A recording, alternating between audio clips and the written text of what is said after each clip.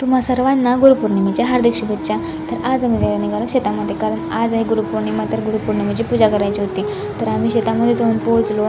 मी पाणी घेऊन आणि फुले वगैरे तोडून आम्ही सरळ जायला निघालो मोठ्या मंदिरामध्ये. तुम्हाला छोटं मंदिर तर दाखवलंच होतं मी आधी, पण आज आपण बघू मोठं मंदिर.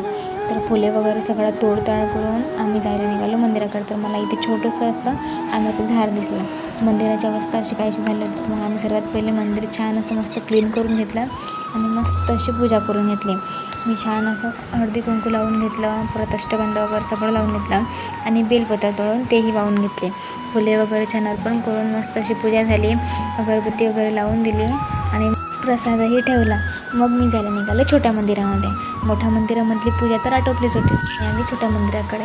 मोठ्या मंदिरामधली पूजा झाल्यावर मी छोट्या मंदिरही क्लीन करून घेतलं. इथे छान मस्त मंदिर क्लीन करून घेतलं आणि पूजा करून घेतली. मस्त असा प्रसाद ठेवला आणि नमस्कारही करून घेतला.